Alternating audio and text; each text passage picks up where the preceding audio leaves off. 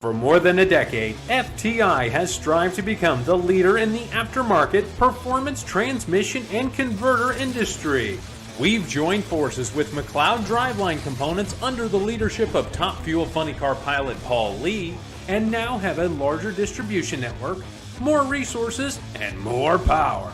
Come see us in the pits and ask how you can join the FTI family. It's not cheating, it is the competitive edge.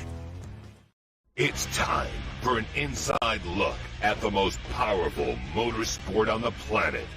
WFO Radio, NHRA Nitro. This is WFO Radio.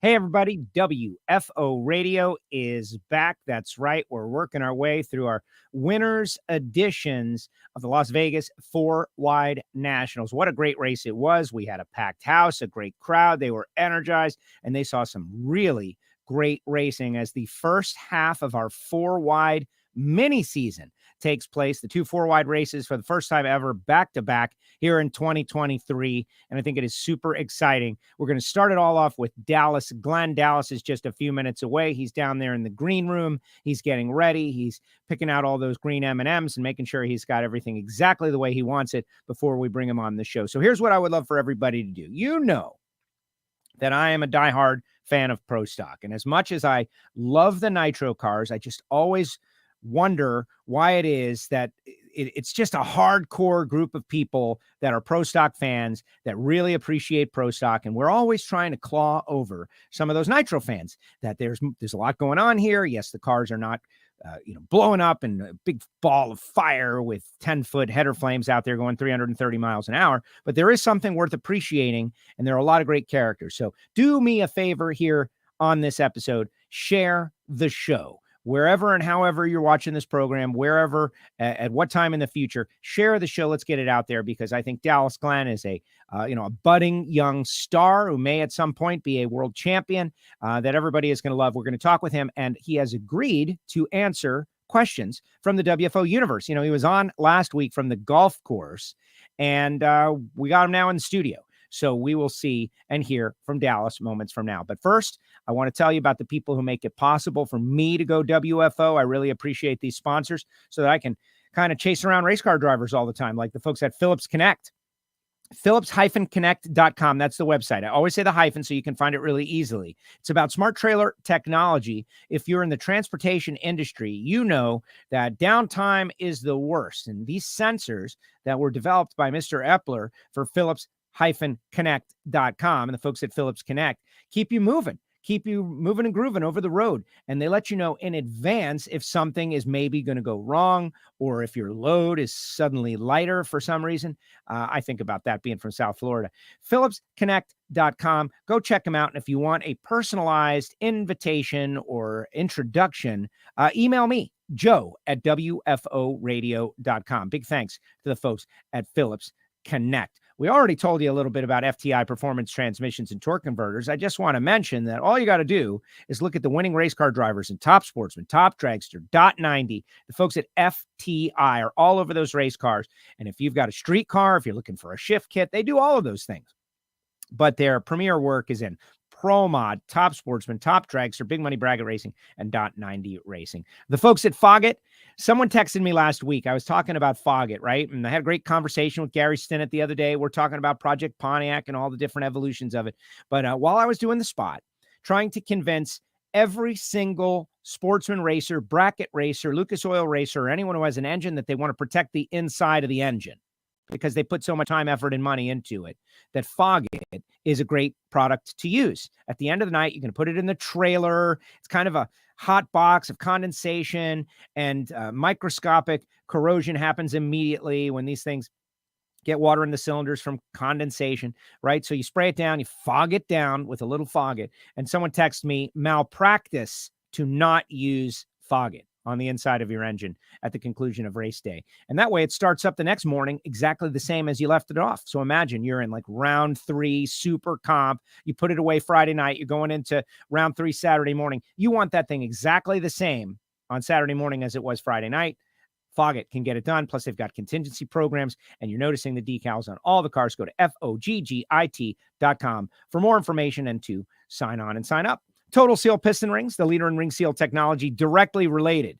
We got a lot going on as far as inside the cylinders here on WFO. New episodes of Hidden Horsepower coming out from the PRI show. All the stuff that we recorded while at PRI, we're rolling it out. The current episode is Antron Brown. You want to hear about Antron's big Outlaw Radio win. You want to hear what Antron has planned. You know, he is the most recent winner in Top Fuel. He kind of foreshadows the success that they have had already this season in the interview on Hidden Horsepower. Matt Hartford's got his car running super well. TotalSeal.com. Check out the website. Find out more information. Bernie Speed Shop. Josh Hart in the news, Bernies.com, BURNYZZ.com. Josh Hart gets to the final round of the Vegas 4-wide, comes up a little bit short, but he never loses when it comes to Bernie's. They put together a great operation, a great showroom, body shop, frame off restorations, buying, selling.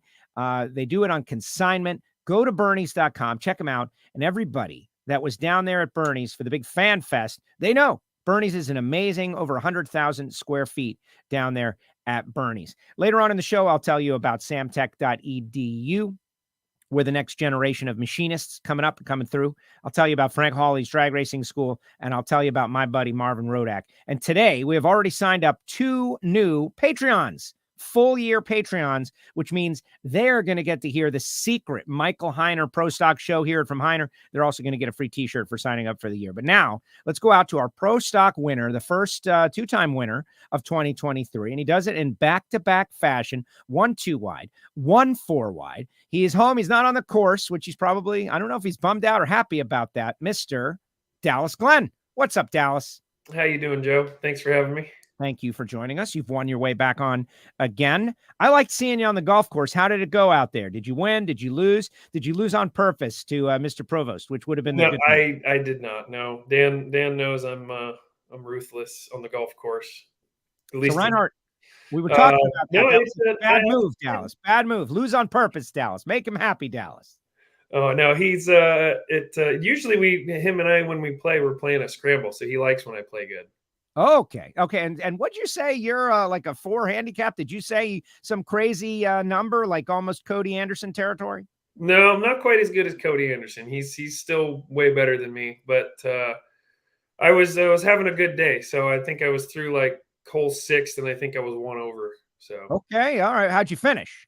I finished. I shot 81, so not too bad. Oh man, I would kill somebody. Like not really, people, but I would definitely punch a person that I don't like in the stomach really hard to be able to shoot an 81 one time. How'd you get so good at golf? Well, I back when I was younger, my grandpa got me lessons, and I've always just kind of liked playing golf. But when I moved here, I started playing more. And then especially during COVID, when we had all those races shut down, I was playing 2-3 times a week and just kept playing. And, when you're competitive, you can't help but, watch videos and learn little techniques and try to get better. So. Exactly. Except none of that works for me. Yeah. Learn techniques, watch videos, get better. I watch the videos. I learn the techniques. Nobody's getting better, only getting worse, only hurting back. Yeah. Well, the main thing is as long as you have fun, that's what golf's really about. Always have fun. Yeah. Getting out there, taunting each other. Great times out there on the course. Good stuff. So back-to-back wins. This year has been so tough, but you strung it together, and you've said many times in the media center that this is the best race car that you've had in your racing career. Tell us why. Everything's just kind of working well with it. The tune-up on the engine is really, really happy. The chassis is really, really happy, and it's making nice, good, clean runs. So what makes it easier is when everything's kind of working together and driving all, it makes it a lot easier to go from run to run to adjust for weather and track conditions. You just got a little tweak here, a little tweak there, and it just goes right on down. So as long as I stage good and hit my shifts, then I know it's going to be one of the best cars out there. And that takes a lot of pressure off of, a lot of stress and nervousness off of you. When you've got a really good race car, all you got to do is just go up there and make a nice clean run. So we got a lot of people out there in the audience. And, Megan is out there taking time off the Tron roller coaster, and the Montana Karting Association out there, and Jim Essex is out there. Super fans, diehard fans, people checking in. But today, since you did go back to back, it's one of the hallmarks of WFO that we used to do all the time, and then kind of got away from it a little bit. But now I want to bring it back, and you're down for it. Is questions from the audience, right? Like I'll ask you about your quad by quad. But if people out there have a question for you about something, put it up in the chat section and we'll talk about it. And that way it's not just my curiosities, it's the entire audience's curiosities. I appreciate you for doing that. Yeah, absolutely. Okay, but so like right away, Michael Heiner gets in there and he says that you were the truck repairman on Monday when they were testing. So what about that? You moonlighting as a truck repair person? What's going on? Well, I still drive the truck to and from the track and set up, and I'm still a normal crew guy. So on Greg's truck, which my dad drives, we fired it up, and the oil pressure wasn't coming up quick. It was coming up, but it was wasn't acting the way it was supposed to. So I was like, oh well, maybe the oil filters are clogged. That's the first thing I checked. So I just threw some oil filters on it, ran to the store. That didn't do anything. So then I found the oil pressure sensor, ran to Volvo, grabbed a new sensor and screwed that in, and that seemed to fix it. So I guess we just had a sensor decide to go out on us. But, it was at the point where it was shutting the truck off. So it was either fix it or tow it to a shop or, so it's just kind of jump in and try to see if I can fix it. Yeah. See if you can fix it. Simple as that. Okay. But I want to make that into something bigger than it is, or maybe not. But before, since it was Michael Heiner who threw it out there, Michael Heiner has got a secret pro stock show only for our Patreons called Hear It From Heiner, where he answers their questions about chassis dynamics and all the different stuff that he's going. He was in the final round as well over there, I think in lane number 3. Does this guy know what he's talking about, Dallas, for the potential Patreons out there? Absolutely. Most of the time he starts talking all technical, I can't even follow him. So he's this real smart guy, and he knows what he's doing. So I'm sure he can if any of those Patreons have any questions about computer stuff or any type of, those where all the really smart nerds go to talk about all the computer fancy stuff, he's really good with that. So maybe there's a new market. Maybe we'll do a new Patreon for computer nerds. Talk to Heiner, but we'll figure it out. But driving the truck. So I worked a lot of years at NASCAR radio or with and around NASCAR, and I love Formula One. But there is something that is always percolating under the surface, or like right around the surface, with drag racing fans, that they, in a way, reject the elite driver who goes and like thanks guys and jumps on a plane or gets out of there immediately like the NASCAR guys do nowadays. And I might do it if I had the option to do it. And they've always said for years, people a lot will say like, oh man, the real drag racing was when, Bob Glidden was driving over the road and doing all the work himself, and WJ and those guys. And to me, what you are doing is the modern version of that. And I just don't think that enough people know about it yet. Like, you're the crew guy who drives the truck, who sets up the awning, who sets up the pit area. You're there a couple days in advance. And one of your tasks is to drive the car and win the race. And I just think that that's awesome. And I want to push that out there as much as is possible. But to me, it seems like you love every aspect of your job. Yeah, no, I mean, there's no part of this that I don't enjoy doing. Obviously, some of the long, a drive all the way from Las Vegas back to North Carolina is wears on you a little bit. I got back at like 2:30 this morning, so that's why I'm not at work. But yeah, I mean, I love working on the car. I don't even know if I could race the car and not be working on it at all. Like it's what I've done like my whole life. I've always worked on the cars, and even going bracket racing, if you can ask, Galletti or any of or Shane Thompson or any of the people that I've driven for, in between runs, I can't just sit down and stay still and not do anything. I'm usually cleaning a car or checking tires or checking brakes. Or, I'm always checking something. I have to be doing something. And I think part of it, it keeps me from overthinking too much stuff. As soon as I get back, I have a job to do. I just go do that job. It keeps my mind occupied and thinking instead of thinking about how I'm going to screw up the next round. So, in some sense, I think it benefits you to stay busy with things like that. Got it. Which of the jobs that you do would be the first job? Would be the first job that you delegated elsewhere if you could?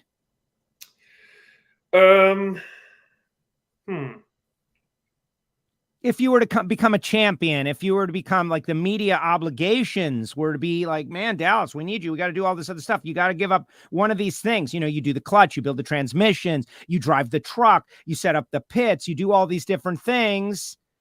But at some point, Dallas Glenn is going to have enough fans and followers that you're going to have to just devote time to them. So, well, I did the back half on Jason's car for like 6 years or something like that. So I got really, really good at it and really, really fast at it. So if someone was taking over doing the clutch and I could take over the back half, then it would free up quite a bit more time, unless you're doing the random gear change, which we do all the time.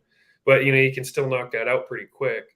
But, honestly, if there was just a second driver into the truck so that, instead of it being a 3.5-day drive back from Las Vegas, it was a, day and a half, I think that would be the biggest thing, just to kind of cut down on some of the driving. You can get across country way faster with 2 people. There it is. Look at that, folks. He's not even like his brain can't even imagine not driving the truck, which I think is hysterical. All right, so let's talk a bit in a good way. Let's talk about the quad by quad. First of all, through qualifying, like Hartford gets his first number 1 qualifier. They've got a really fast race car over there in the Total Seal camp. They're able to advance to the second quad with Erica. And so Erica and Hartford are over there. Your quad, you had Steve Graham, who qualified 15th just to qualify now. So good for those guys. Kyle goes red. I followed his social media. He's so awesome on social media. He's like, you gotta, when you go red, you gotta work on diesels or something. But you guys, let's see, you and Steve are able to advance. The other side of your quad is Derek and Aaron Stanfield, second round. So just kind of walk through qualifying, and you've had a fast car. You came in as the most recent race winner. What was it like to go through the process of qualifying and then lead us into race day? Yeah, the first run qualifying, you just kind of go up there, especially because we haven't had 4 qualifying runs since Gainesville. So to get 4 qualifying runs, it takes a little bit of pressure off. It's actually kind of nice. You get that first run in the morning to kind of set the tone, make a nice clean run. Then you can go up there on the second one and try to see if you can lay something down. And we basically just kind of picked up right where we left off from Pomona. And on the first run, we made a nice, just real nice, clean run. We were 2 thou faster than Hartford. And, I knew he was going to be fast, and we, he's running good. And we don't make too many big changes from Pomona to Las Vegas. So, we went to the Q2, I was kind of expecting to run about the same, maybe just a touch slower. I think the air was just a little bit worse. And, we didn't make too many big changes to it, and went up there and it laid down in an even better run. And I'm like, okay, we definitely got something for him this weekend. The car's running awesome. It sounds awesome. Going to what we figured was going to be the best session, Q3. And, we were pretty aggressive with it, but I think, Hartford went up there with the intention. He goes, I'm either going to be number 1 or I'm going to be somewhere down. He desperately wanted that number 1. He definitely threw the kitchen sink at it. He made a nice run and got the number 1 from us. We kind of, we made a really good run. I'm not going to complain at all about being number 2. That's for sure. And in some aspects, as much as you want that number 1, I almost feel like sometimes it's harder to win from number 1. Both times I've qualified number 1, I've gone out like second round. So I'm almost I'm not going to say I'm happier being number 2, but I'm definitely not going to complain. And I was feeling really, really good going. I figured we were going to try to go get some more bonus points on Q4. And then right about the time I was staging, I broke a rocker arm. And it kind of brought back some of those memories of the final quad last year in Vegas where the wire broke right when I left the starting line and completely shut everything in the car off. So it kind of brought me back down a little bit for, almost to like reality a little bit, like, hey, that all it takes is one little mishap and you're done. So kind of brought back the focus a little bit and went up there on the first run. And I think I almost feel like some of the reason that possibly Kyle may have been a little bit red was it just felt like a super long tree when, we all got in and matted it. And it just like, sometimes, there's a little bit of variance in when the tree comes down. And I just felt like it was extra long. And like, I almost let go early like Kyle did, but I was able to hold it down. And then I think that kind of hurt my reaction time a little bit, but as long as we got through that one, we made a really nice run, and I was second behind only Hartford for E1. And then going up to E2, that's when, it's stuff you really got to kind of put your head down. You're going from third quad I was to first quad now. So that they got to make changes for the track and the weather's worse. And so I have to go up there and now I'm against Stanfield and Kramer and Steve Graham. So I knew I was going to have to be better on that one. And I almost feel like, 4-wide, it's just there's trying to stage consistently every time is difficult because you're trying to pay attention to everybody else's bulb. You're trying to pay attention to your bulb. And normally it's like, you're trying to roll into stage and the car's moving real slow and it's creeping forward and the light comes on and you stop. Well, sometimes when, 4-wide, you're crawling along and then the light next to you comes on and it's like, you kind of hesitate. Sometimes your light comes on before you realize it, and then you end up getting in a touch deep, and it's just a mass chaos. So it kind of takes a little bit more focus for the 4-wides, and I think that's one reason why it's so difficult, just because there's so much happening in such a short amount of time. But I'm definitely looking forward to going back to Charlotte. I almost think it's going to be better having both the 4-wides back to back because it kind of keeps you in that same mindset going up there, instead of going back to a 2-wide, kind of going back to normal and then getting thrown back into the chaos. But no, it's going into the final, when I squeaked by Stanfield and Graham there, and Derek got around me by 2 thou in the second round. I knew I was going to have to be good in the final. I had a really good car. I knew they were going to step it up. And then I saw Matt, with all the craziness that happened in his quad with, kind of almost had a Sean Langdon moment in Matt Hartford's quad second round. And so it caused several of the people there to be a little off of their game. And, it got the quadras in. So I knew I was going to have definitely have my work cut out for me. It was a 2-car KB Titan versus 2-car Elite. So anytime you have that matchup, it's definitely going to be tough. And I know that TJ's kind of had my number this year, so I definitely wanted to be good. And then in the final quad, I think I was like, okay, it's been craziness the first 2. I'm just going to kind of slow down a little bit, try to take my time getting into stage, and then that way, as long as I get in there with plenty of time.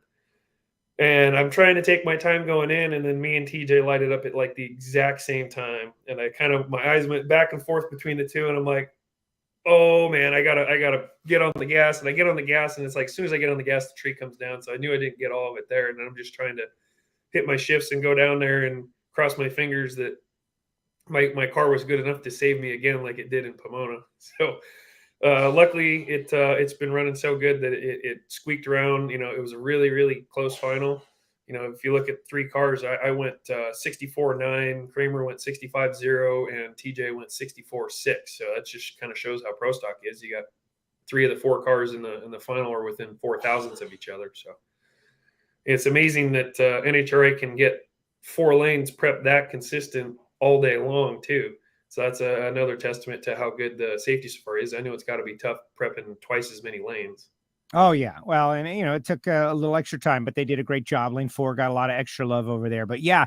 And Christian's 016, but he had the worst ET of the quad. Troy had the best ET of the quad, but he had a 51 light. You're 39, not Dallas like, but after you explain all of that chaos, which is what I think is fun about it. And Derek was, it was a winnable race for everyone is the point. Yes.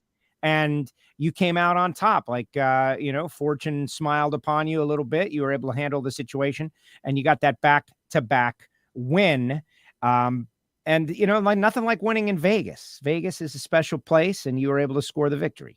Yeah, I do love racing at Vegas. The track seems to fit nice. My parents live there. You got Ken and Judy Black. You have everybody from Silver State. It's usually a close race that Dan Provost from Rad Torque Systems always comes down to. You have the Summit race in the fall with all the Summit drivers from across the country, and you get all the Summit bigwigs there. And I love that because sponsored by Summit as well. And I love all those guys over there. So it's usually, everybody loves going to Vegas. So the weather's always good. I don't even remember the last time it rained during a national event in Vegas, knock on wood. Yeah. Don't jinx us, man. Don't jinx us, Dallas. But yes, it's just, it's a great facility. The track is awesome. It's super smooth. It's great racing all the time there. As long as the wind stays in check, then, it's going to be good, close racing every single time you're there. And I absolutely, I love the track. I love the people there. I love the environment. So it's definitely a high up on my list of favorite tracks. Excellent. All right. So let's get some questions going in the chat section, guys. Questions for Dallas Glenn. And I'll throw one more out there. Okay. We got the 4-wide mini season back to back. And I asked Alan Reinhart this question. I'm trying to put something out into the ether, right? Like I want to get people buzzing about it in such a way that something happens about it. And maybe it's already going to happen and I just don't know about it, right? But someone wins these back-to-back 4-wide races, doubles up, the double up 4-wide. There should be something, a prize, a something. Is it cash? Is it money? Like Reinhart said that he thinks, Chevrolet should give a Silverado 4x4, right? Because you've got four wide. That's a bit of a joke, but maybe not, right? Like, what do you think as a driver? What kind of accomplishment would it be to win both 4-wide races? And what would be a great way to celebrate that? Well, the 4-wides are tough to win. You're not just racing against one other guy in each lane. You're racing against 3 people, and so it really makes it so you have to jeopardize every run. You can't get lucky on one run and manage to get by 3 people kind of thing. So, you have to be pretty much good on every run. And there is, there's obviously some luck to get around, one or all 3 guys. So to win the 4-wide with all the chaos that goes on and you're racing extra people and there's, more of a chance to get, to lose based on one little mistake. So, as far as a prize to win both of them in one season, winning 2 races is extremely difficult, especially with that chaos. So, I don't know what a good prize. I think a 4x4 seems pretty extravagant to me. That's a pretty serious prize right there. I was almost just thinking like a trophy or something.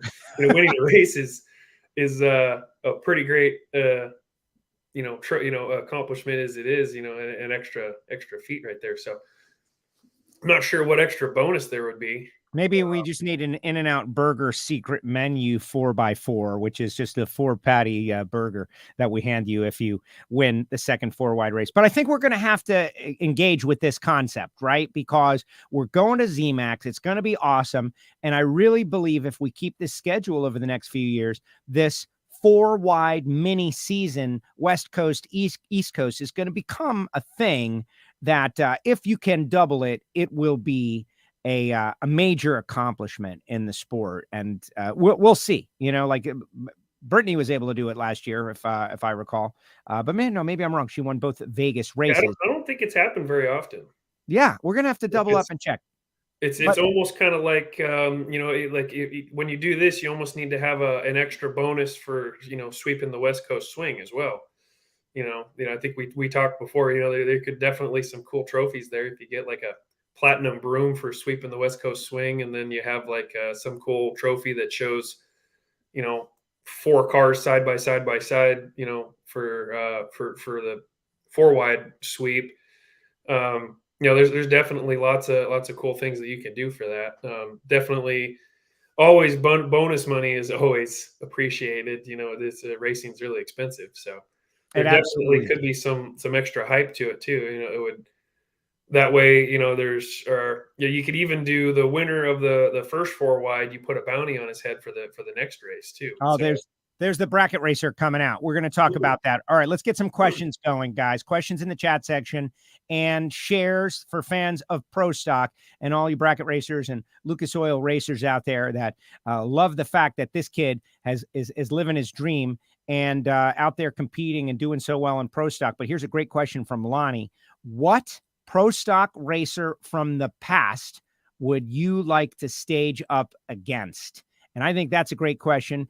I wonder how much Pro Stock history you're into, the old school, guard back in the day, how far back, all of that. There's going to be some nostalgia Pro Stockers showcased at the zMAX Dragway 4-wide this weekend, Circle K 4-wide Nationals. But what about it, Dallas? Who'd you like to stage up against in history, from history? Oh, I mean, I'd like to stage up against pretty much all of them, really, because there's so many of them that are so influential in the class. You've got Warren Johnson, and it's pretty incredible that I get to stage up against Greg Anderson as many times as I do and work alongside of him. So that's pretty incredible. But I never really got to watch too much, Lee Shepard and everything. But I guess from a driver's standpoint, I'd really, I don't know, this is more recent, but I'd really like to race Tanner a couple times, especially Tanner in his prime.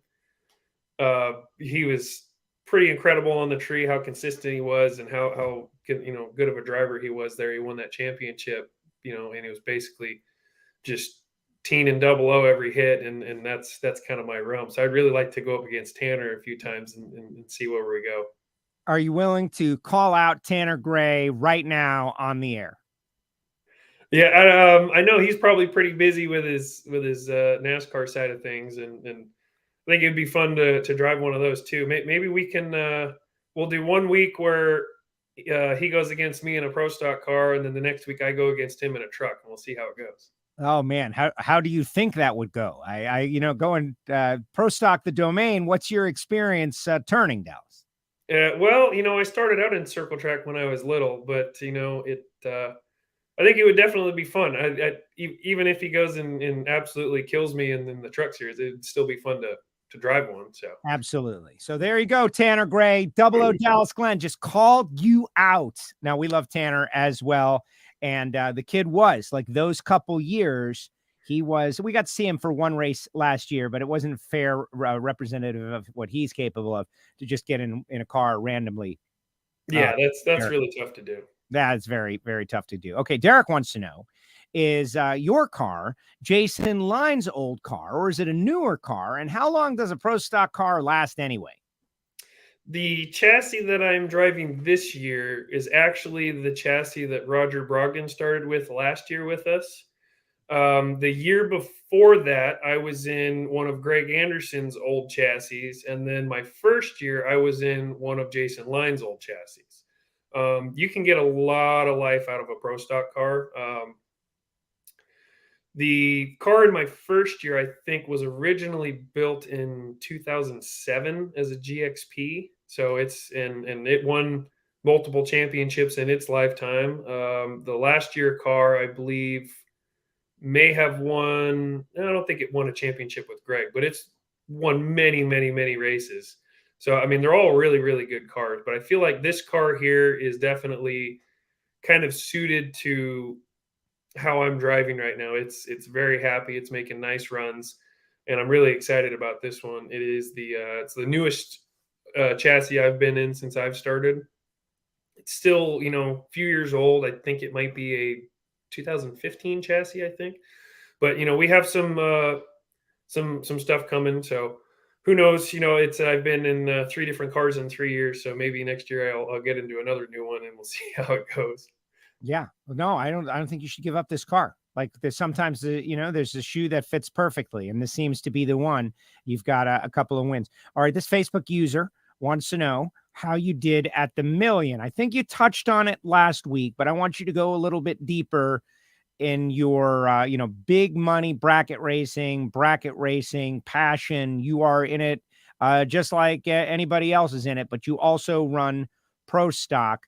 Tell us how you did at the Million, and what do you get out of going bracket racing that is entertaining, helps you? Is it all about the money? What's it about, your passion for bracket racing? Oh, I love, as far as bracket racing, I absolutely love the competition with it. It's just like pro stock where races are decided by thousands, and it's an extremely difficult because it adds, some top end challenge to it too. And as far as the Million goes, I started out Wednesday really, really hot, and I started off really good. And as the kind of day went by, I kind of leveled off a little bit and kind of tapered off. I kind of missed the tree a few times. And I think the first race I lost fifth or sixth round. I think it was fifth round that I lost, which is still pretty far in one of those races. You get a little bit of money back. I was just before the split. And then the second day, I really struggled. I only got one through in the second round. And then they combined the second day into the last day because they're such an amazing car count there. I think they had 700 entries into the normal races. So they had a huge turnout. So, and then when I raced on Friday in the Million, I was still kind of struggling on the tree, but I was driving the finish line really, really well. And the car was really, really well. I was in one of Shane Thompson's blower cars, and I was going 440s in the eighth and a dragster. So when you're driving the finish line really good and you're the faster car, it kind of gives you a little bit of an edge. And even though I was a little bit missing the tree there, I still had plenty of lucky rounds. And I think I got down to fifth round before one of the Rad Torque guys put 9 total on me and sent me home. So, but overall, it was just a great week. And, I got a little bit of money back, even though we probably spent more in the amount of fuel because you put a lot of laps on your car. And but it was a good time. You got 700 entries you're going against. I think I got down to 35 in the Million, which is an accomplishment out of, I think there was 364 in that race. So, racing for 400,000 and to get down to 35 is a pretty good accomplishment. But I felt like I had a lot of luck in that race. It wasn't kind of my normal self on the starting line there. I started off really good. I think my worst light in my first 5 hits was 006 or something like that. So I was driving really, really good at the start, and I just kind of lost it and couldn't quite get it back. I don't know if I was getting worn out or tired, just, because some of those days you get there at 7:00 in the morning and do an oil change on a car, and then you're there until 11:00 at night, and it just makes for really, really long days. And you come back the next day at 7 a.m. again. So no, it's absolutely the flings. I don't know if anybody's ever gotten a chance to run those, but they are an absolute blast, and they're you can definitely tell that they're geared toward the racer, and that's what I really love about that. That's awesome. No, that's awesome. So we're getting some feedback in the chat section. Everybody loves the idea of a Dallas Glenn, Tanner Gray, best of 3 match race. And you mentioned those 00 lights a second ago. What do you think of the nickname 00 Dallas? Because I know it's an honor to have a great nickname like that, but probably also a bit of a curse because, how does your competition not get annoyed by it, right? This guy 00, he's not 00 every time, but you're 00 a lot. So what do you think about that nickname that you carry? I think you kind of said it. It's definitely an honor to have a nickname like that. But it adds a lot of pressure to kind of live up to it too. Cause when you're still going up there trying to be, 00 every time, and you definitely don't want to be 00 red. But I feel like since I've gotten it, I've been struggling to go 00. So it's added a little bit of pressure to try to live up to that expectation. So, but, I usually try to step up when I need to. And so far I've been pretty lucky this season to not be too, killed by not being 00 very often. I haven't been, but I'm trying to get back to that, to where I can be 00 when I need it, and be 00 more often to live up to that expectation. So Michael Heiner out there, who is the host of our Patreon super secret Pro Stock show, Hear It From Heiner, he wants to know, what is your favorite Lucas Oil Series class, sportsman class? There's a lot going on out there. Stock, super stock, .90. Your wife Sadie runs in top dragster. People want to see her behind the wheel of a pro stock car as well. There's so many different styles of racing out there. We're always trying to explain them to the race fans that are there to see John Force, Ron Capps, Steve Torrence, Antron Brown. Hopefully they stick around and get interested. Do you have a favorite? Heiner wants to know what your favorite is. Let's see. All the classes kind of have their own flavor to them, and everything's a little bit different. So, everything I have things I like about every class.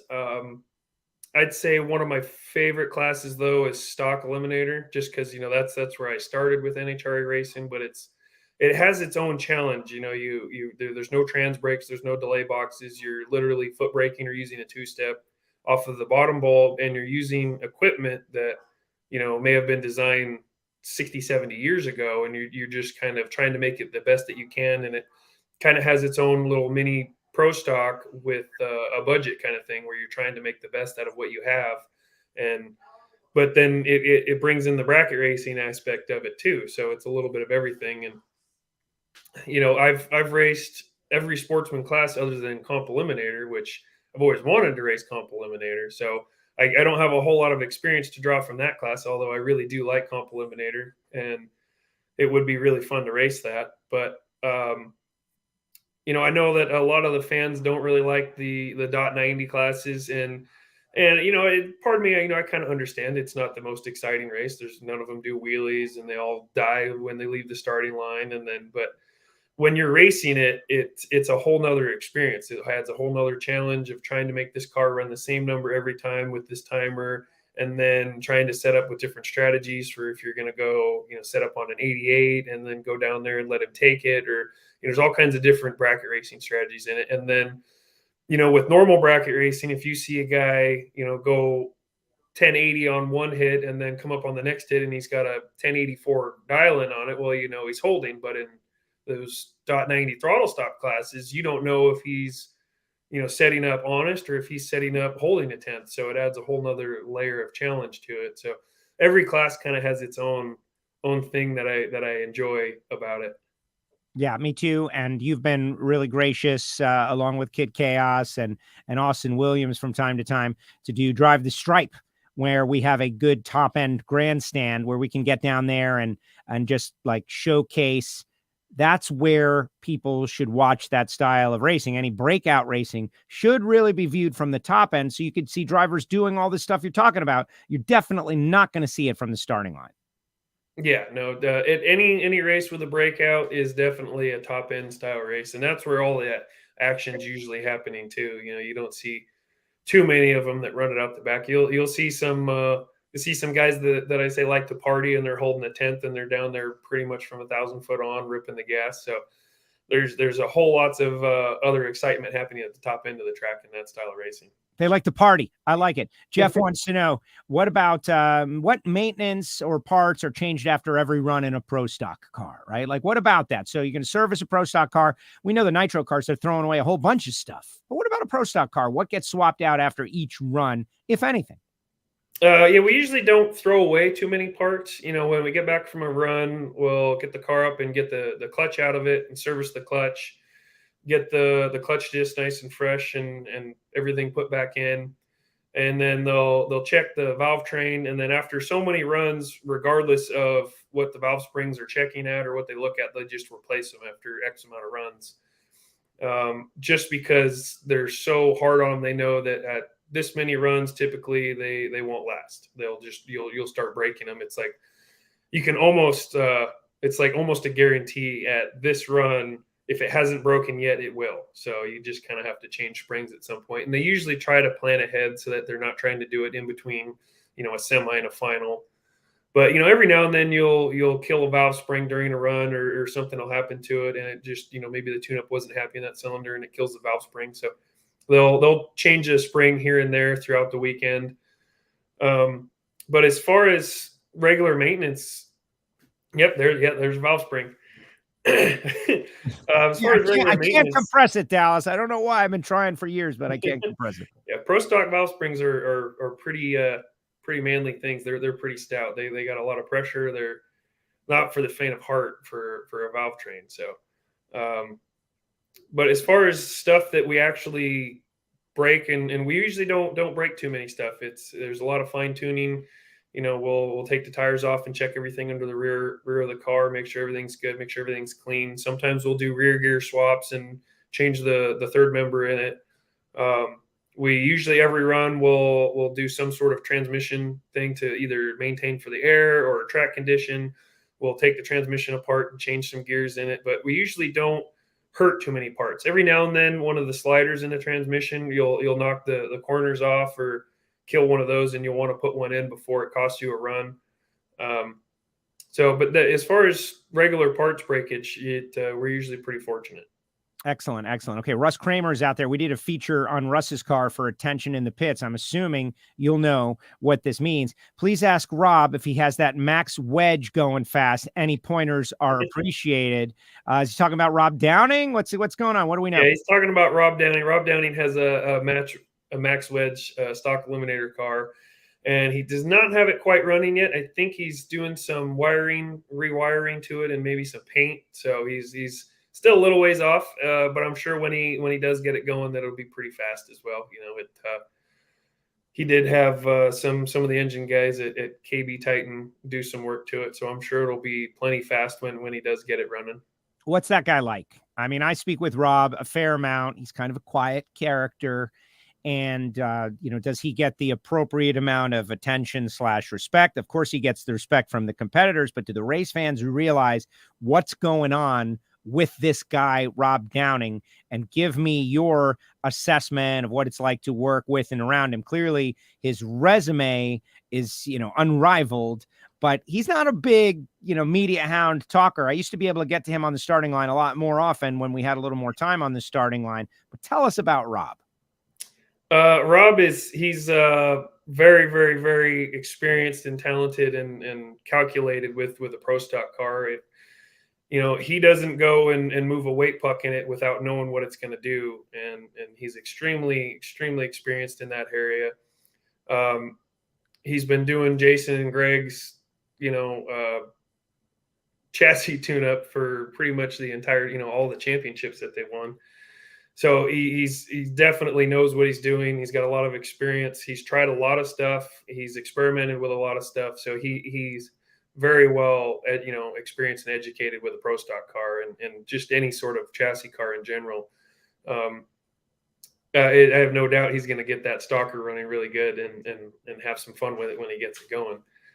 But Rob, he's kind of just a quiet guy that likes to kind of sit back in the shadows, and he definitely doesn't like to be out front in the spotlight. He just wants to kind of sit in the shadows and make the calls and see what he can do to a pro stock car and how good. And if you give him a chance, he'll pick away at it. He'll definitely get any car working really well. All right. Derek says, what tedious task do you do to the car or the engine, like indexing spark plugs, which I know a little something about? Uncle Les gave me the whole tour of the spark plug indexing procedure over there at KB a couple of years ago. And thank goodness he was back out at the racetrack this year. Supposedly he was going to be retired. Yeah, it took like 4 races. He's back, which we like and appreciate. But tell the fans about that one. Like, that's a stunner, just how many spark plugs must be indexed. But would you call that a tedious task? I don't know. It's definitely kind of I guess slightly tedious.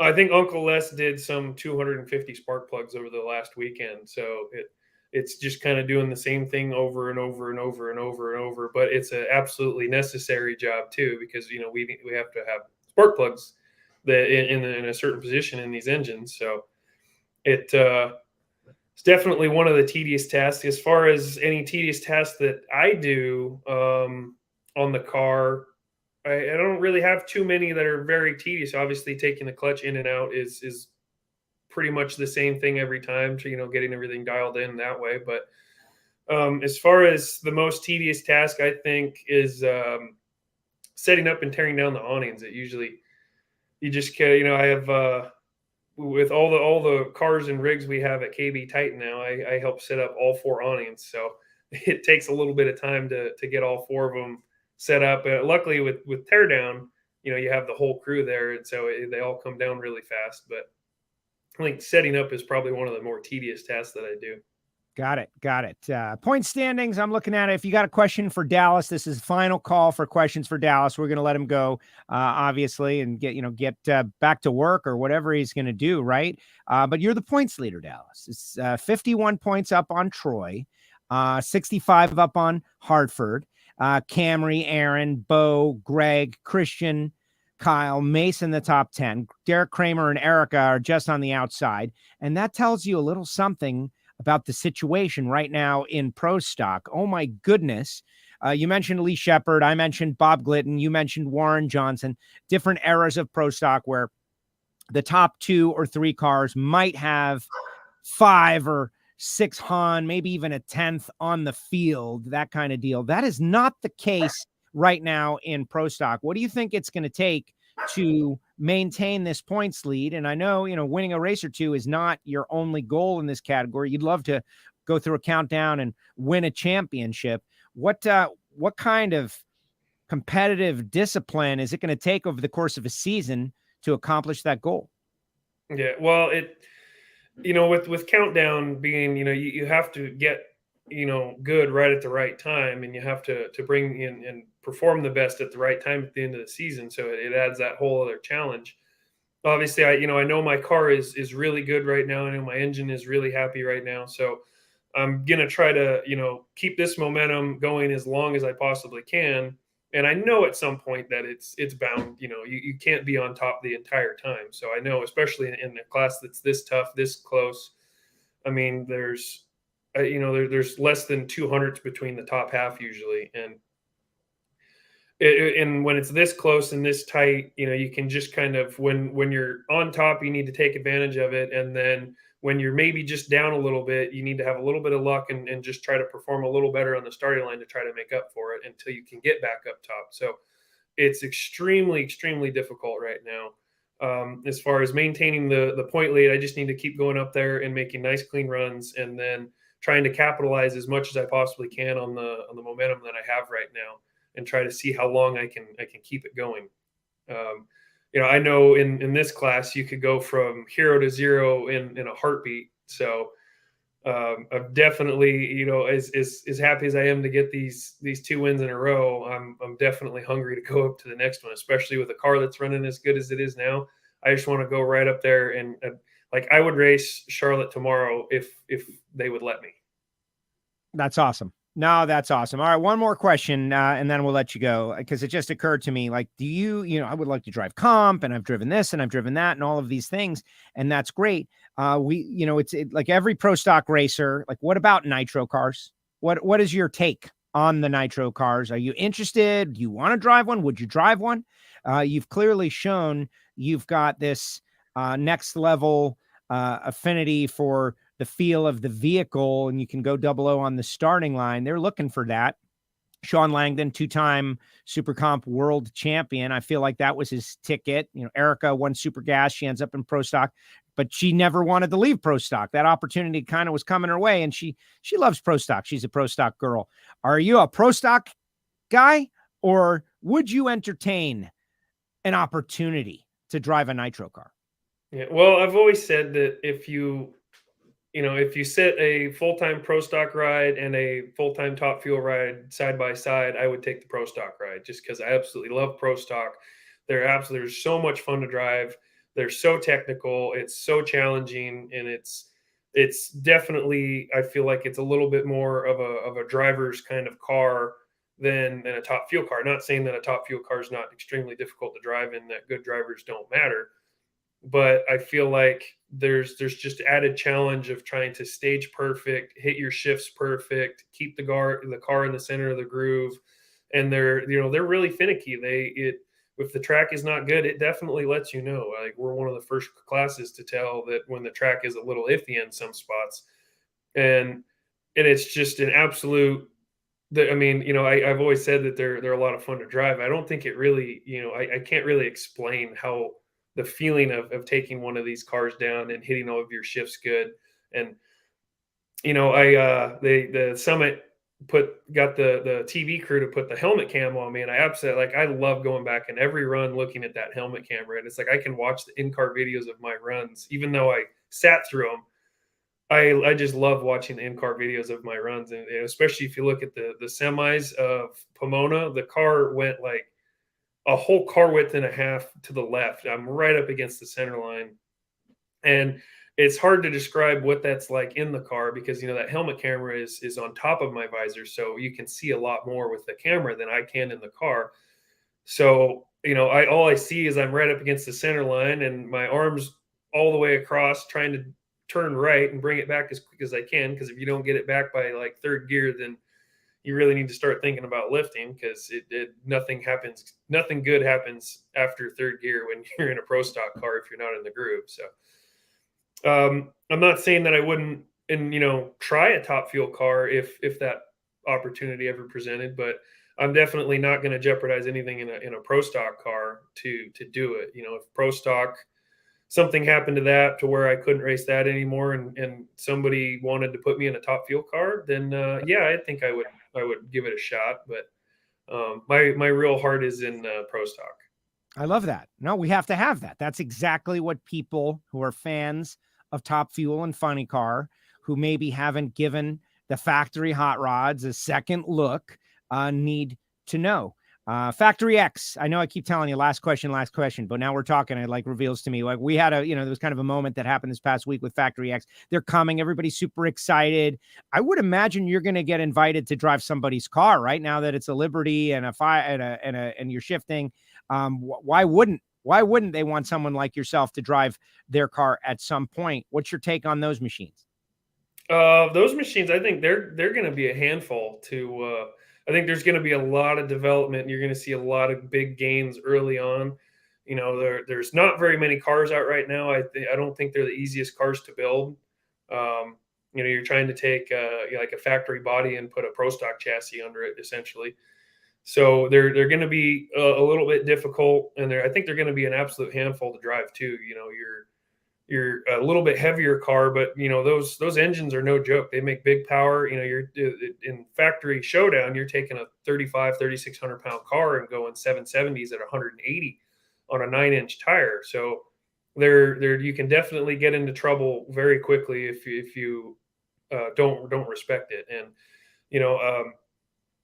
I think they'll probably be pretty fun to drive. I would imagine that you're going to get some pro stock crossover, being that the pro stock guys have experience with, gearing and clutching on those types of applications. Obviously there's going to be some engines that are a little different, where they make power blower motors make a lot more torque, I think. So it's definitely going to be a little bit of a challenge, but I think you're going to see some pretty big gains. You'll probably see a couple people that jump way out ahead. You'll see, maybe one or two guys that have 500s to a 10th on the field kind of thing, but it'll jump around, and I think it'll get tight and close. I'm interested to see how many cars are actually ready to go at this point. We'll see. It's been taking a little bit longer than expected to get everybody with a car, so it'll be a lot of fun. I definitely would like to try to drive one once, but we'll see how it goes. There you go. We'll see how it goes. All right, Dallas, I'll let you head over to work and enjoy the rest of your day. I do appreciate you answering questions from the WFO universe out there. That's typically what happens on the back half of a back-to-back victory. I know you're excited to go racing out there at zMAX next weekend, the Circle K 4-wide nationals, and try to sweep this 4-wide mini season. Congratulations on a great start to the season on the points lead, and thank you very much for taking the time to answer questions from our people. I did have a question. So, like, what's the typical Joe Castello WFO thing if somebody gets 3 in a row? You come back, man. At 4, you come back. Like, okay, so 1, tell us about the race. 2, tell us about the race and answer questions from the WFO universe. 3 in a row, it gets a little weird. Then I start, I take, it came from years ago, Todd Bodine, who was a NASCAR driver, was just dominating in the Camping World Series. And so he was winning like 4 and 5, and he was coming on every win. And so it was like relationship advice with Todd Bodine. And people were like, my girlfriend dumped me. It gets weirder and weirder and weirder the more races you win, but you'll like it. It's a good thing. Yeah. It'll be like golf tips from Dallas, which you should not be taking at all. Correct. Exactly. Like your favorite food, recipe with Dallas, all that kind of stuff. We go further and further down the rabbit hole. The whole thing on WFO is that because we started off before there were all these other shows. And so just to talk about the win with a drag racer was a big deal. There weren't a lot of places to do that. And so we kind of filled that void. And now, there's a lot of other options. And I think that's fantastic. But you win your way on. It's like I don't even control who comes on. If the driver wins and they hate me like vile poison, I'm still inviting them on the show because they've earned it. It's part of winning. But when you win 3 in a row and 4 in a row, I got to switch it up a little bit. So we don't even know. Maybe we could, you'll host the deal or something if you were to win 3 in a row. Yeah. Well, let's cross my fingers and see if I can get back on in a couple weeks. There you go. Well, that's exactly how it works. Maybe you could get, your dad on here with you or something, but we always try to, just keep it fresh as best as we can. If you have an idea, send it my way. We'll make it happen because again, you earn this time by winning the race on WFO. So if you are, I got to be involved somehow, but we can make it fun however you want. Yeah, absolutely. And right. Thanks for having me on here. I enjoy it every time. No, I do too. And this is what people got to hear. They got to hear what's going on behind the scenes. We need more fans of Pro Stock, and they're coming. I think they're definitely coming. All right, Dallas, be well. All right. Good talking to you. Dallas Glenn with us here on WFO Radio. Part of winning is being on WFO. And when we were like the only show, which for a long time we were the only show, back to the XM satellite radio days. You earned your way on the show. Now there are many options, and I certainly appreciate them. I was just listening to Sean Langdon on with Brian Loans, a great conversation. What a mea culpa. Langdon was great, just like on me. It was on me. I apologize to my guys. It was on me. But you learn a lot about the staging procedures and all that goes down. That's just 1 inch beneath the surface in NHRA drag racing. All right, guys, get your comments in the comment section. Let's get some final thoughts, some final comments as we get ready. But I am going to tell you about a couple other people who make it possible for me to go WFO like this. It's really amazing that I get to do this show and in between NHRA national events. I love it. And it's thanks to folks like Marvin Rodak. It's a coffee sponsor. He sells coffee and hot sauce and spice rub. And so wherever you are in the country, if you want to support WFO, just pick up the phone and call Marvin, 817-924-6821. Hey, Marvin, I'd like to try the coffee that Castello is always talking about. How could it possibly be that good? And tell him, what you normally like, something dark roasted, something robust, different regions of the world. He's got it all, from really high-end stuff to more regular stuff. Call Marvin, 817-924-6821. Frank Hawley's Drag Racing School, the Dragster Adventure. You hear these racers talk about how much fun they're having inside their race car, and you think there's no way I could ever experience that. That's not true. Frank's got a situation that enables you to do that for a very reasonable amount of money. It's like a half-day experience. You get to make 3 runs down the racetrack, 1 half-track and 2 full-track passes in a dragster that's provided by Frank, with safety equipment that's provided by Frank, and instruction that's provided by Frank Hawley's Drag Racing School. To me, this makes a great gift. This is a corporate team building exercise or an experience for a group of friends to go. They can even set up a race if you want. So just go out and kick a little tire. Call them up. Go to frankhawley.com. Call them and tell them you heard about it on WFO Radio some point this year. And it's never too soon to start thinking about the holidays or bonuses for people. Sending them on the Dragster Adventure could be great. And then there's Samtech, where you can learn to become a machinist, cylinder heads, engine blocks, motorsport EFI tuning, CNC programming. They've got courses for all of it. And I was just watching like the SpaceX launch, and that, Starship got way up there, and it did disintegrate. But they said if it cleared the tower, it was a success because that is the biggest spaceship that has ever been built. And I think about all the CNC machines and all the people that are running the programs and who's doing that. Where's the next generation coming from? Whether you want to be a pro stock crew chief, whether you want to work in an engine shop, whether you want to program CNC machines, Samtech is such a great place to get started. Give them a call, Go to the website, samtech.edu, call Brian Massengill, and tell him you heard about it on WFO. Just like shout WFO at him after he answers the phone. Samtech.edu. Then, of course, there's our Patreon VIP membership club. Whatever I said yesterday must have worked because a couple of people joined the VIP behind the scenes membership. Yes, of course, they want to hear the Hear It From Heiner show. Definitely. They want to hear all about what Michael Heiner has got to say about pro stock and chassis dynamics and all the different stuff that we are talking about, but also supporting the show and being part of the WFO VIP membership group behind the scenes backstage pass. How many buzz terms can I use to convince you that it's not part of the regular show? It's something behind the scenes. You can get there on our website. Go to Patreon, patreon.com/WFO radio to find out more information. And you can do a yearly. And if you sign up for the full year, I will send you a t-shirt as soon as I can possibly do it. We've also got merch on sale right now, guys. The merch is on sale. The WFO Fire t-shirt that everybody's talking about, the hoodies and the Miami Hollywood Speedway Classic Retro t-shirt, all the good stuff that we've got. It's all discounted right now.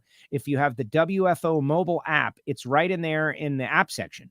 More and merch, and you can buy right from the WFO app. You'll get that discount, or check out the link that is up in our feed right now. And you know, I don't ever promote it for the most part, like heavy, unless it's discounted. T-shirts for $16. And I've been asking around about the quality of the gear and the quality of everything, like these mugs and all the good stuff. And everybody that I talk to says that they're great. Now, there's a couple of different like weights of t-shirt, like the thickness of the material. Some are thin. The classic one is a little thinner. You get the extra heavy duty. It's a little thicker. You can get any color. You can get any logo. There's all kinds of good stuff going on out there. It's up to you. But they are discounted right now at this moment. So check out the link that is in the chat section right now. You can even get your exclusive Morris Motorsports gear out there in the WFO store. A couple other notes before we get to your final comments. Project Pontiac. I had a great opportunity yesterday to have a conversation with Gary Stinnett and also John Gadosh from Gadosh Performance. Those that don't know, John Gadosh is a big Pontiac guy. Yes, he runs pro stock and has got a pro stocker because he loves drag racing and he just wants to, run at the pinnacle. But his 9 to 5, like his business is building Pontiac powered Pontiacs. And so, he has a block that is going to be involved with Project Pontiac. And so I got Gary Stinnett from Foggett and Stinnett Racing Engines on the phone with John Gadosh, and I got to just listen to those two geek out on engine stuff. Like, what about this? What about this? Back and forth. It was awesome, and I feel great that we have been able to kind of advance the ball on Project Pontiac. All right, let's see what people have got to say in the chat section, and then we're going to wind this thing up. Dallas Glenn was so great. Like, people watching late. This show is mostly viewed on demand. I don't know how many people know that. We do go live because why not go live? Why not get the fan interaction and the Q&A with the fans? But most people watch it on demand after it's over, like long after it's over. And it's just part of the on-demand lifestyle. People watch, 11 o'clock at night, midnight, 2 a.m., whenever they can. But I ask everyone who does that, share the show. You are our best marketing platform, the viral nature. Everybody is trying to put out these 15-second to 30-second little clips on all these social media. Maybe I'm a dinosaur, but I believe in the long-form programming format where Dallas and I can sit for 40 minutes and kick things back and forth and ask questions instead of little 10-second videos. Because I honestly think that those things don't have a big impact. Like, you don't really connect. You're on to the next one, on to the next one, on to the next one. Okay, that one 4 swipes ago. What was it about? I don't know.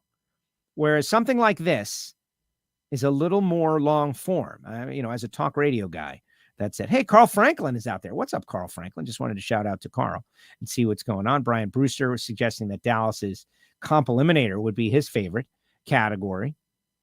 Yeah, Lonnie, Double O Dallas better than Double Bulb Dallas. I don't know.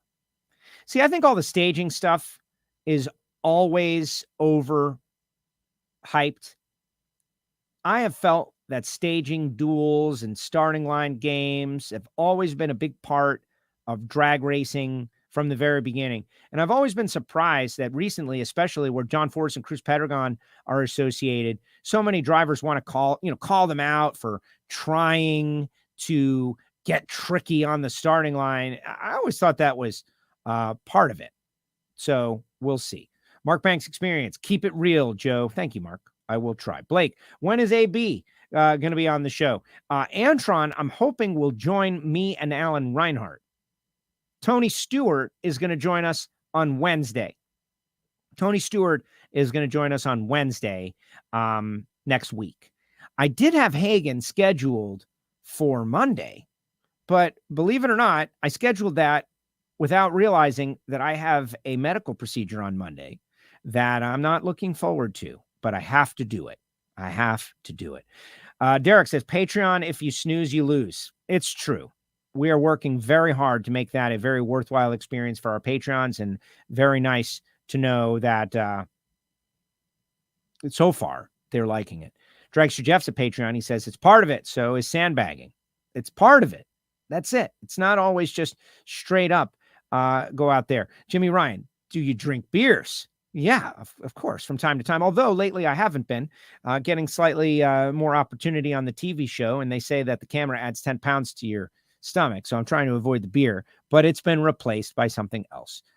Don't worry. See what else do you like? Air racing. I've always been pitched the story on the air racing. I've never been to one, but it seems cool. Joe, the new camera in the studio, question mark. You look great this week. I look great. Oh, no, man, it's just me. I've been, working out, exercising, eating right, and I look much better. No, you're correct, Jim. I have upgraded the camera in the WFO studio. Perfect example of things that Patreons help with.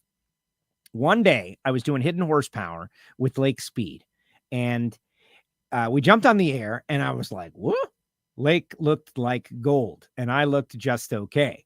And so I was like, what's going on? And he's like, yeah, I'm using this camera. And so I have purchased a camera upgrade for the studio as well.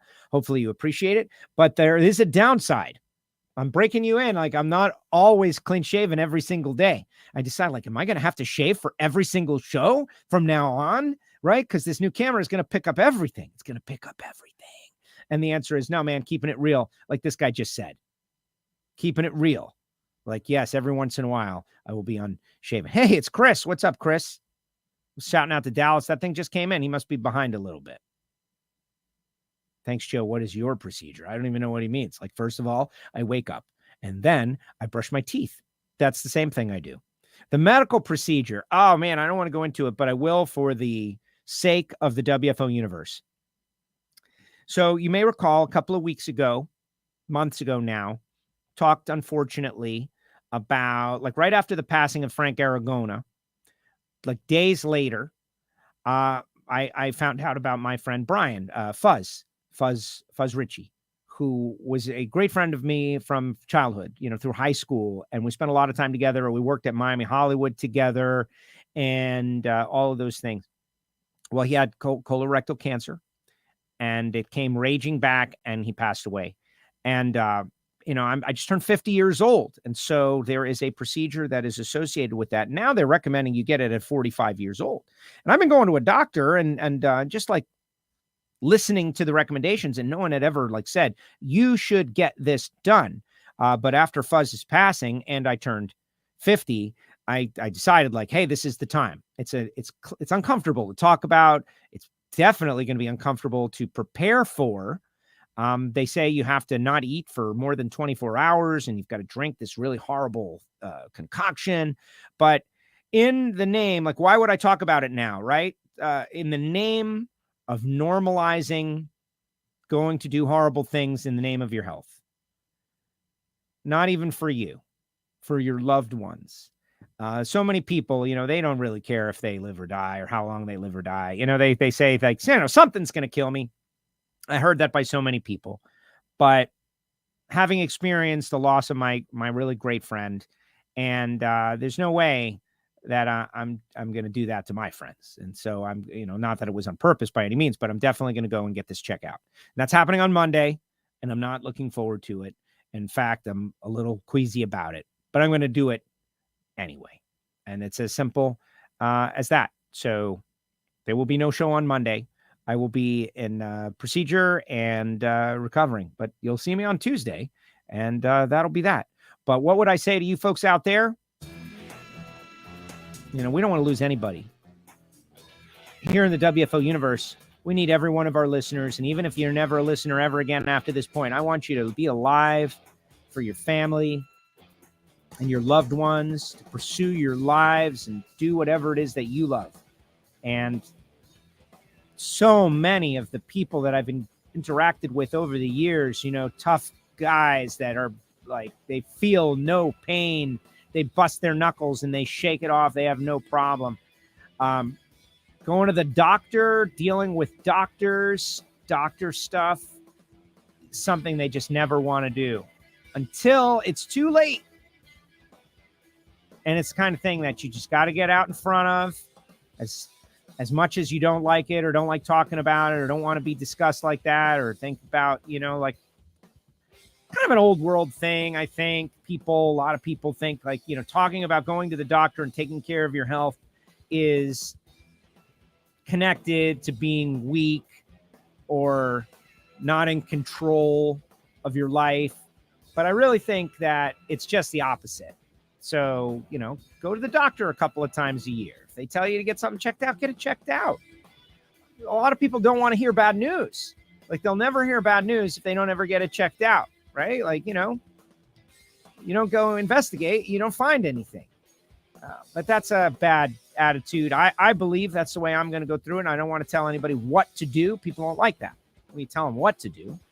But what I'm going to do is go get the procedure, get it checked out, and hopefully not get any bad news. Megan says normalize it. It's self-care. I totally agree, Megan. And that's it. That's my little Joe Castello healthcare note at the end of the show. And that's that. Appreciate Dallas Glenn for coming on, answering all those questions. And thanks to you guys for being fans of WFO and supporting our show. Really love what you do for the program. Thank you so much. See you next time. WFO.